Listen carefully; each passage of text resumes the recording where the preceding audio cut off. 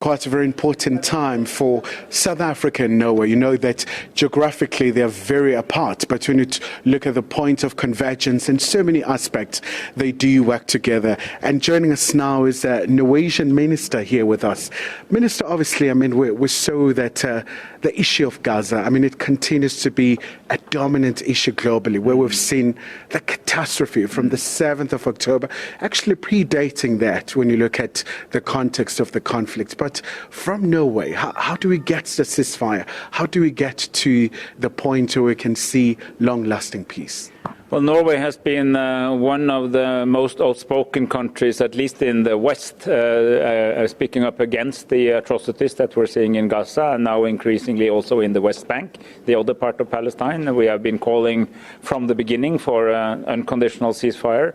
We've been trying to support those who work for a ceasefire. But even more, we have been investing our efforts in preparing for the path towards a two-state solution, meaning a Palestinian state. And this spring, Norway joined Spain and Ireland, and jointly we went forward and recognized the state of Palestine, as South Africa did many years ago, but not so many countries in the West. So this was one signal, and we also stood up for UNRWA, the UN organization supporting Palestinian refugees, when other countries withdrew their support, and we campaigned to get them back, which we achieved. So now almost all the donors are back. But the situation, as you said, is horrible. It's a disgrace to humanity, and we need to work even harder together, like-minded countries like South Africa and Norway, to promote the end of conflict, but also a political path towards a two-state solution. And Minister, obviously, whenever you talk about Norway, you think of Oslo Accord and many other agreements that have been signed. How do we resuscitate it so that we can see some of the ideals that are contained there being realized? You know, the ideals of the Oslo Accord remain valid. There shall be a Palestinian state. Israel shall be recognized within its 67 borders, but the rest shall be Palestine. That means Gaza, the West Bank, and East Jerusalem. And we need to settle the outstanding issue from Oslo, which is questions of security, of the right of refugees, and some adjacent issues.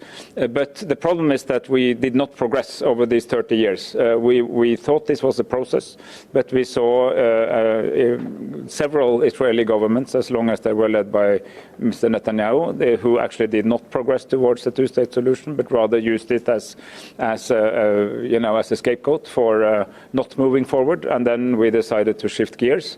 And now our main effort is to strengthen what has been the weaker part, or the underdog, which is the Palestinian side. And we work very closely with the Palestine Authority to strengthen their capacity to govern, but also to fight for their right to be a real state. All right. And also, Minister Lamola here with us. Minister, we know that South Africa, when you look at ICJ, you went there and presented the case. So many measures already have been presented.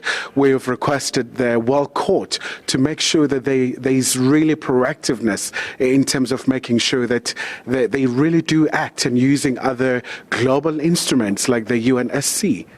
Yeah, indeed, and we support the current UN resolution for a ceasefire and the Qatar track. And as you have said already, the indication of the provisional measures, they must be implemented.